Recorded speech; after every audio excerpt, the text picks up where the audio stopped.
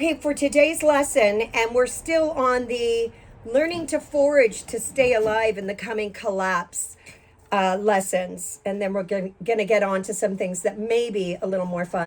So today, I brought you, as I'm right in the middle of my harvest as well, this fantastic curly duck. This is an item I foraged, and you can go back and watch my previous video on foraging to see that when I forage, I fill up a giant. What I use is, because we need to do more than just forage for plants in this collapsing economy, start foraging for things that you can use to forage with. I had gotten what a neighbor was throwing out a chest freezer, and there's those giant baskets that went in the chest freezer, and I kept those. I put some string on it. I carry it everywhere I go. I always have my gloves and my clippers so that when I'm out and about, if I see something, I could pull off the road and grab up a bunch of it. And so, yeah, and that's why you need to begin to identify things in your community that you can eat now and make a mental note as to where those things are. Start doing your investigation, because where I live, there is curly duck, and this is fairly ubiquitous near water. I mean, it grows in a lot of different ecosystems. But if you live somewhere else, like say you live in the desert, you need to start getting out there and investigating. You can eat a lot of cacti. Maybe if you're by the seashore, you should be seeing what there is in the way of sea urchins and seaweeds, and there's a bounty there. One good idea is to go back and do your research and find out which original Native American indigenous people lived in your area and find out what they ate.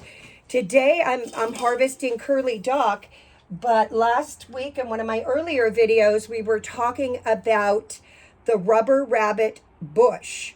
And this, again, it grows in a great many. Sometimes I pulled this was growing alongside the freeway. I thought it was yarrow, so I pulled over to grab some. But as it turns out, when I got there, I realized it was the rubber rabbit bush. Not only did they make chewing gum out of this, more importantly, since we're still just learning to stay alive, when the collapse comes and there's no food, I'm going to show you things you can eat. So more importantly than chewing gum, the Navajo, they would dry this and they would harvest these seeds like I've done. And again, when you see something like this and the collapse is upon us and there's a need for food, you take as much as you possibly can, because these are the seeds from that rubber rabbit bush. But the amount of that rubber rabbit bush that it took to get those seeds is enormous. Here I'm going to get back to the lesson on curly duck, but I wanted to show you that, and I wanted to encourage you to find out what the indigenous people in your particular area of the country ate. So now back to the lesson. This is the curly duck. And like I said, when I harvest bunches of it. So again, that is why I'm recommending that forage be part of your pre-industrial skill set as we move into a time when there probably won't be electricity. When the economic collapse comes, people aren't going to be able to afford their electricity. If a loaf of bread is going to be a wheelbarrow of cash, your electricity will be secondary. So you need to learn to work very fast. And what I do is, when I'm foraging, I told you about these gloves. I cut off these two fingers for the dexterity. And as I'm pulling this off, what I will do is, first I will separate it from the bundle, each piece. And when I do my lavender harvest, we just harvest bunches of lavender and we lay them like this, all in the same direction in a big sheet. We fold the sheet over And then we just walk back and forth on it to loosen the kernels of the lavender. But here I will just take each one of these and I'll just pull like this. And I like to have the fingers exposed because you've got to go very fast on account of the necessity of the dexterity, because I don't want to be clumsy. You've got to go very, very fast if you plan on staying alive during the coming collapse. And I will just keep pulling and pulling and pulling and going through. And this can be rough on your hands. So, like I said, gloves like this so that this part of your hand here is receiving the brunt of it and just your fingers here for dexterity. So you've got to go again really fast and just pull this stuff off one little piece at a time, just like that. See? Just pulling it off. And from this right here, you got to go fast because it takes an awful lot of this, the Curly Dock seeds, to make, let me find my final one, this. This is the final product. So because it takes so many of these seeds, once we grind it to make this, which is going to be about enough if you're using this for flour, to make a loaf of bread if you add, which I will do today, the oatmeal, ground oatmeal or cornmeal or barley flour or spelt flour or whatever flours that you might have on hand. The Curly Dock is going to be an ideal forager's dream. You know, it's a little cumbersome, but when you learn to go fast, you will harvest this. You will store it like this as seeds. Store everything as seeds, dried seeds. These are the dried seeds again from the rubber rabbit bush, the ones that the Navajos would grind and use kind of like a cornmeal. Seeds is where you're going to get a lot of your protein. So this is a forager's dream because you're getting about 15 grams of protein. You're getting 3 grams of really healthy essential fats and about 60 something grams of carbohydrates. And when it's in this state, it's a lot like flaxseed. It's very similar. You've heard how healthy flaxseed is for you. Same thing with Curly Dock. This kind of food, I would almost put in a superfood category because it's such a healthy form of both protein, plant protein, and fat. In a collapsing economy, you're going to be, it's going to become necessary to know which plants are providing your fat, your protein, your carbohydrates, and in addition, sugar. So now, after I did this, and like I showed you, you just pull the seeds off and you go fast and you set your gloves up like I did.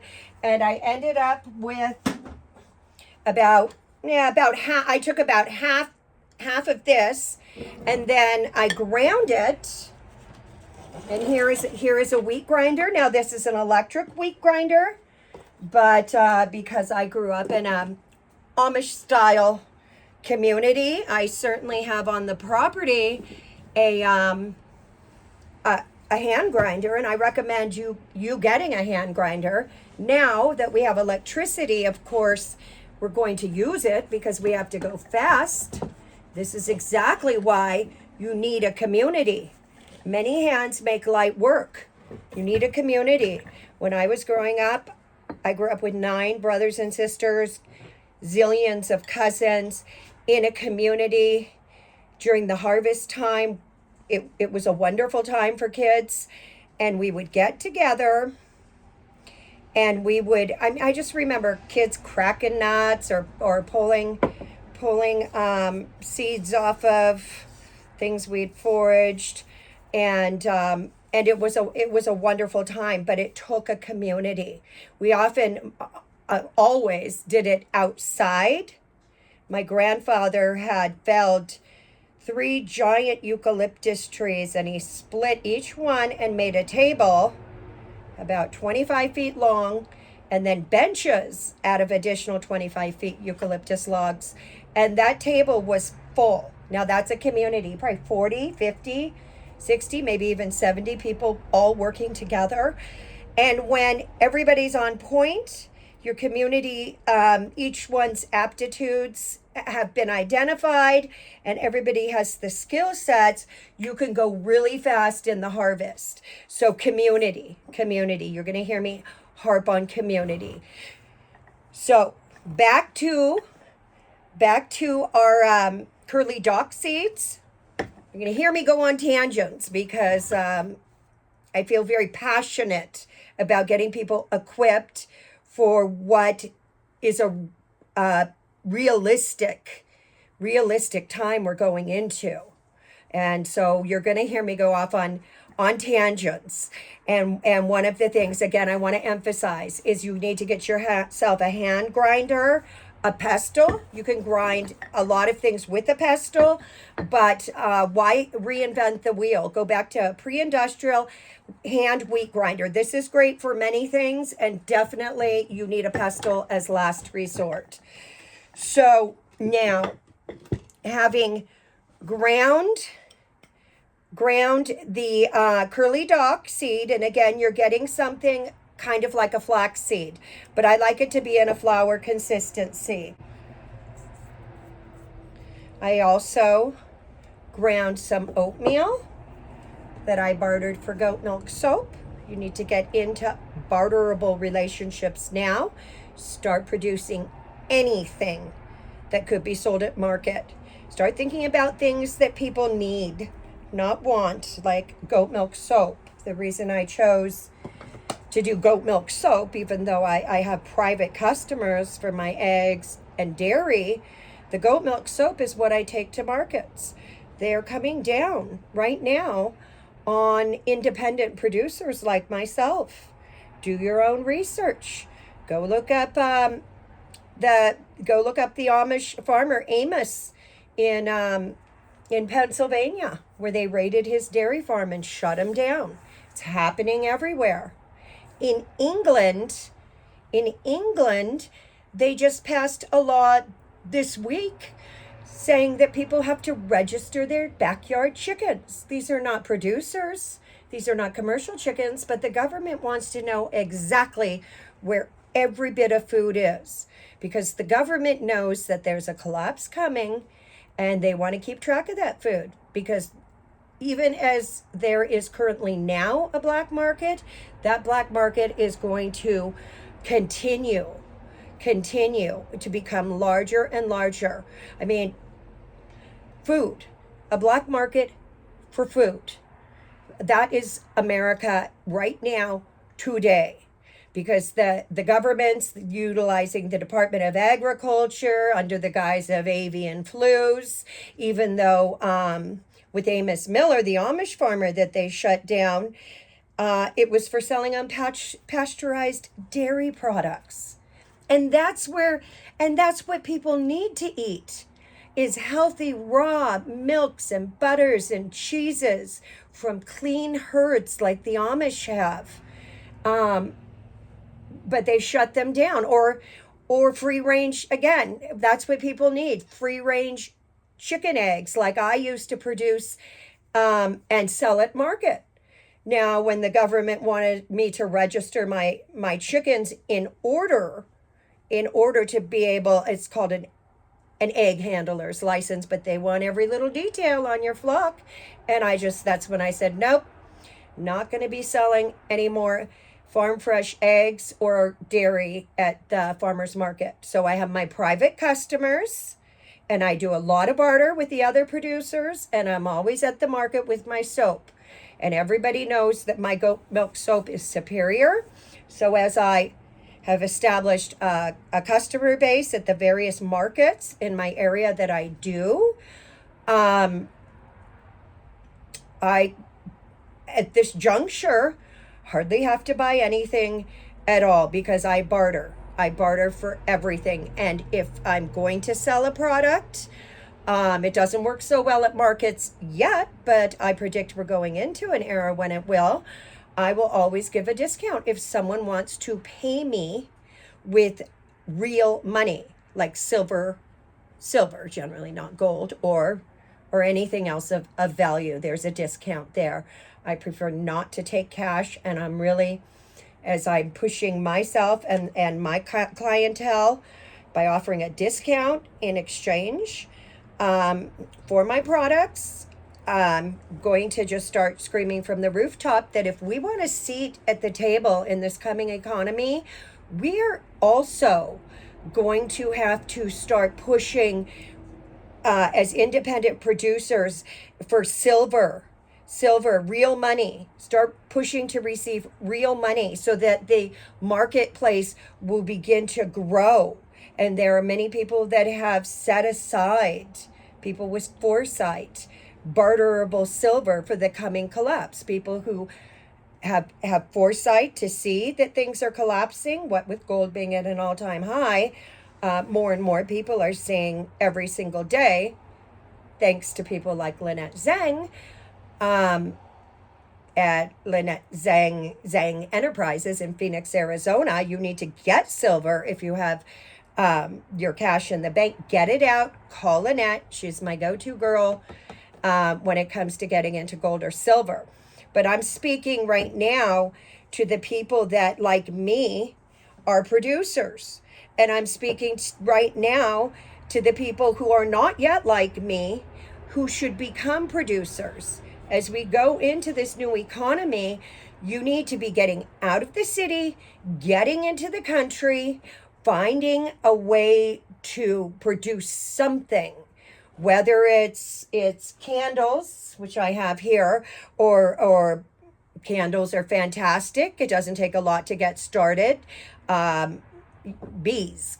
Move to the country, buy bees, make candles, and sell them at the market and barter them for everything. If you have something like cheese or maybe some farm fresh eggs, then you could be producing that, and you could be trading it. Now with my customers, I give them a 30% discount. The people that buy, I have dairy goats, and if they come to buy my cheeses or my milks or my eggs or any of my herbal remedies, and also the goat milk soap, I give them a 30% discount if they pay with real money. And by real money, I mean gold or silver, real sound money. It's time that if we Americans want a seat at the table, we're going to have to start doing things quite a bit differently when it comes to commerce. There is a collapse. Everybody right now, with the economy collapsing, we need a side gig. Start making things with your own hands that people need. And then go and get yourself a place at the market, and you form relationships with other producers like myself. And if you make something that I might want, like aprons, people are going back to a time when they're going to be having to work with their hands if they hope to stay alive. They're going to be out foraging and back to planting food. If they hope to stay alive, they're going to be in the dirt. So I just predict that aprons, here's an economic forecast. I predict aprons and bonnets will be making a big comeback, because if you don't have an abundance in, say, water, because you chose to take whatever little money you had, well, maybe you have a lot of money, but it's been completely devalued. According to Lynette Zhang, there's only 3 cents left in that dollar. So you can't afford your water bill. You can't afford to go be doing your laundry, or even the cost. Well, I make laundry soap, so make some laundry soap, sell that at the market. But you will want to wear an apron, and you'll want to cover your hair if you're out in the dirt all day. It's not necessarily a fashion statement. People who have lived and had to work outside in generations before ours, they wore bonnets so they didn't have to wash their hair, because just getting water and heating it up was a major chore. So they kept their hair clean, and then once a week, probably Saturday night before they went to church on Sunday in their little pioneer church, they would wash their hair. And if I did a video, go back and watch it if you haven't seen it. It was one of my first instructions. I taught you how to get your hands clean in a water rationing situation with a pitcher, a good old-fashioned pitcher. Go back and watch the video, because if we go into water rationing, people get malnourished. They're going to need to learn to stay clean. As people come out of the cities, many people are thinking, oh, well, mom's got a property up there with I'll just show up there, get some chickens, and live off the land. A lot of people are thinking that. A lot of preparedness-minded people are thinking that they're just going to go live off the land. And fine, if someone's set up and they've got the chickens and everything. But the problem's going to be when you go out into the barnyard biome, and you haven't been out there like I have. And this is what the eggs look like. Yeah, sometimes they're covered with chicken poop. That's all part of the thing. And you don't have the microbiome to fend that stuff off. You're going to need to learn how to get clean. And you may not have enough water. You may be having to heft your water from wherever the supply is because you don't have electricity to pay for the pump or whatnot. So go back and watch that video.